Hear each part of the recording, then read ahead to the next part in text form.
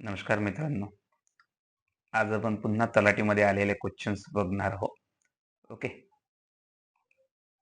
तलाठ्यामध्ये कशा क्वेश्चन्सवर भर दिला जातो तो आता इथून आपल्याला समजून येईल. ठीक आहे.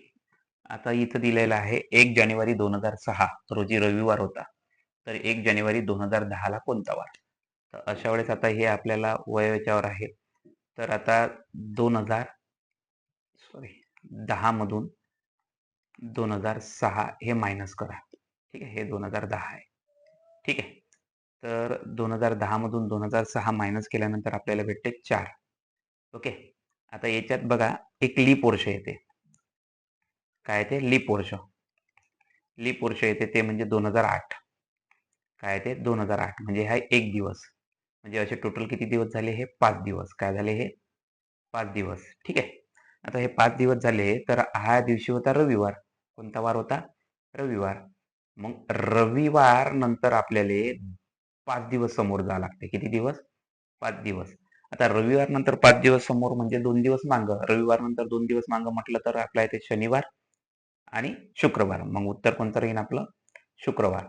कोणतं राहील? शुक्रवार. किंवा नसन समजत रविवारानंतर तर पहा रविवार नंतर आपल्याला 5 दिवस जावं लागते सोमवार. ओके. इथे मंगळ. त्यानंतर बुध. ओके. हा गुरु आणि हे शुक्र असंही जाता येते. पण त्यात वेळ जाते. जसं हा 1, मंगळवार 2, बुधवार 3, गुरुवार 4 आणि ह्या बरोबर किती येते? 5. म्हणजे आपलं उत्तर काय आहे? शुक्रवार. ठीक आहे. तर असं हे प्रॉब्लेम आहे. त्यानंतर बघा विभाज्य चाचणीचा वापर करून खालीलपैकी कोणती संख्या 11 ने विभाज्य आहे ते काढा म्हणते. आता 11ची कसोटी पाहिजे. इथं कायची पाहिजे? 11ची कसोटी. आता 11ची कसोटी काय असते? 11ची कसोटी असते की समस्थानच्या अंकांची बेरीज. बघा समस्थानच्या अंकांची बेरीज. अंकांची बेरीज. ओके. व विषम स्थानच्या अंकांची बेरीज. ठीक आहे. विषम स्थानच्या सुद्धा अंकांची बेरीज. ओके. यांच्यातला जो फरक असतो यांच्यातील फरक हा 0 किंवा 11च्या पटीत असायला पाहिजे. 0 किंवा 11च्या पटीत असल्यास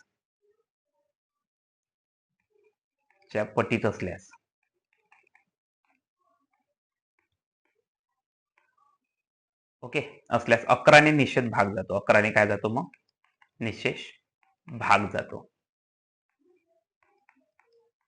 लक्षात ठेवायचं. 11ने निषेध भाग जातो. जसं आता इथं उदाहरण समजून सांगतो मी तुम्हाला. आता इथे मी ऑप्शन नंबर डिरेक्टली जरासा चौथच घेतो. एक ऑप्शन सोडवल्यापेक्षा. आता बघा इथं आता काय घेतलं? 2 आहे समस्थान. आता मी काय घेतो पहिले? सम 2. त्यानंतर घेतो 0. यांची बेरीज करायची आपल्याला. 0. त्यानंतर घेत आहे मी 0 नंतर घेणार आहो मी अजून 0. बघा पहिला काय येते? 2 येते. मग 0 येते. मग पुन्हा 0 येते. मग येते 8. ठीक आहे. आता याची बेरीज. विषम स्थान. सॉरी. हे आपण समजा विषम स्थान घेतले आपण.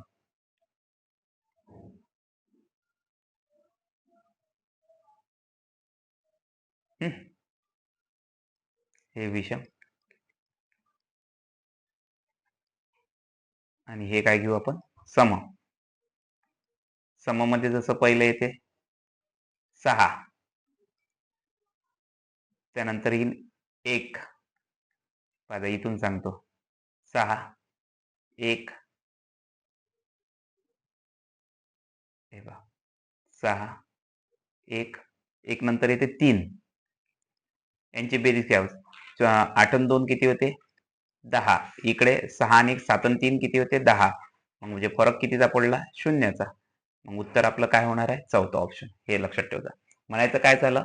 समस्थानचा अंक आणि विषमस्थानचा अंक यांच्यातला फरक पाहता तो 11 आणि 0 असा आला, म्हणजे ते 11ला निषेध भाग जाते. मग आपण काय केलं, 2 0 0 8 यांची बेरीज केली आणि 6 1 + 3 याची बेरीज केली, ती 10 आली आणि 10 - 10 केलं तर 0 येते. ठीक आहे, चला समोर जाऊ आपण. त्यानंतर बघा इथे काय म्हटलं त्यांनी, 30 आणि 40 दरम्यान अविभाज्य संख्या कोणती? आता अविभाज्य संख्या म्हणजे ज्याला भाग जात नाही किंवा आपण त्याला मूळ संख्या म्हणू शकतो. काय म्हणू शकतो त्यांना? मूळ संख्या. मूळ संख्या. आता भाग जात नाही म्हटलं तर इथं 31 पण आलं, पण ते मूळ संख्या होत असते, अविभाज्य. 30 ते 40 मध्ये सर्वात मोठी अविभाज्य संख्या कोणती? आता 30 ते 40 मध्ये अविभाज्य संख्या म्हटलं तर पहिले येते 31. ओके.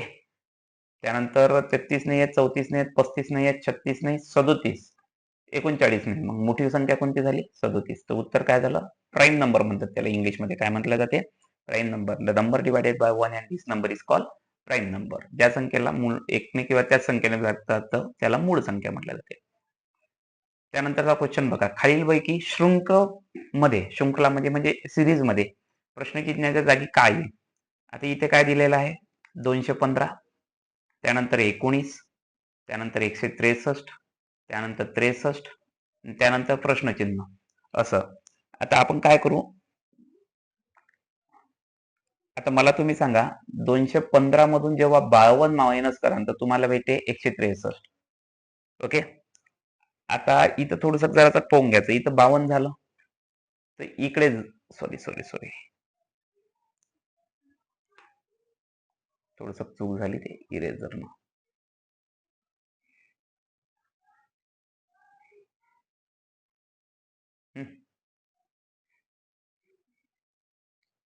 आता बघा, आपल्याला 19 मध्ये किती ऍड करावं लागते आपल्याला? 44. ओके, म्हणजे काय भेटते? 63. तर आता इथे थोडस डोकं लावजा. आता हे 52 मग आले 44. ओके, 52 आणि 44 मध्ये -8चा फरक आहे. मग 44 मधून मायनस जेव्हा 8 काढा तुम्ही तर आपल्याला भेटते 36. किती भेटते? 36. किती? मग आपल्याला 63 मधून किती काढावं लागेल? 36. 63 मधून जेव्हा आपण 36 काढू तर आपल्याला काय भेटते? म्हणजे 13तून, इथे तुम्ही ह्या गोलमध्ये करतो मी, समजा 63 मधून 36 काढा तर 13तून 6 गेले तर आपल्याला 7 मिळाले आणि इकडून 15तून 3 गेले तर 12 राहते समजा. म्हणजे इथे उत्तर 127. ठीक आहे, तर उत्तर 127 या ठिकाणी ऑप्शन नंबर 2 आहे. ते ऑप्शन नंबर किती आहे? 2. असं हे या ठिकाणचं गणित आहे. चल, ठीक आहे, ते काही अवघड नाहीये. समोर जाऊ आपण. आता बघा इथे दिलेला आहे आपल्याला, दर 10% वार्षिक चक्रवाढ व्याजाने दर 6 महिन्यांनी चक्रवाढ केली जात असल्यास 8,000 रुपयाचे 2 वर्षे चक्रवाढ किती? ओके, 6 महिन्याने दर किती महिन्यानं होत आहे पाहिजे, लक्षात ठेवा. इथं जरा समजून घेण्याजोगत आहे. दर 6 महिन्यांनी चक्रवाढ वाढ केली जाते. काय केले ते? 6 महिन्यांनी. ओके, कंपोनेंट चक्रवाढ व्याजाला काय म्हणतो? हे वाढ केली जाते. किती महिन्यांनी केली जाते? दर 6 महिन्यांनी अशी ही चक्रवाढ व्याज केली जाते. मग आता 6 महिन्यांनी केले जाते म्हणून व्याजाचा दर पहा. म्हणून व्याजाचा दर जो 10 आहे, वार्षिक आहे, तर 6 महिन्याला काय राहील? 5% राहील. किती टक्के राहील? 5%. वर्षाला किती आहे तो? 10 आहे, तर 6 महिन्याला किती राहील? 5%. मग आपल्याला काय करायचं? बरोबर, तर 5% राहील. पाहू आपण. रास बरोबर काय होतं? ओके, रासचा फॉर्म्युला आपला (1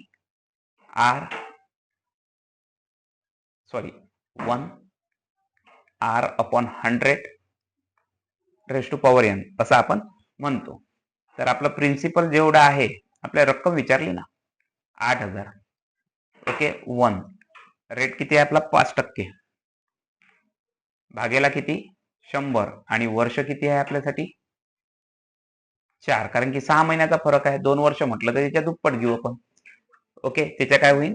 दुप्पट होईल. ठीक आहे, किती झाले इथं? 20.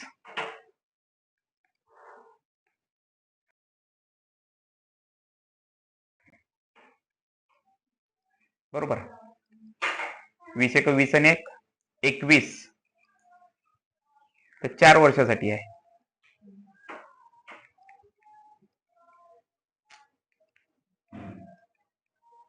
झालं. तर 1 2 3 इथे शून्य कटले आपले, आणि हे 1 2 4 4 म्हणजे 4 2 8. आता हे इथे कटलं, बरोबर. तर मग काय झालं, हे करतो म्हटलं तर आपण पाहता 21 गुणेला 21 म्हणजे 441 गुणेला अजून 441. हे थोडस किती हे बरोबर येत नाही.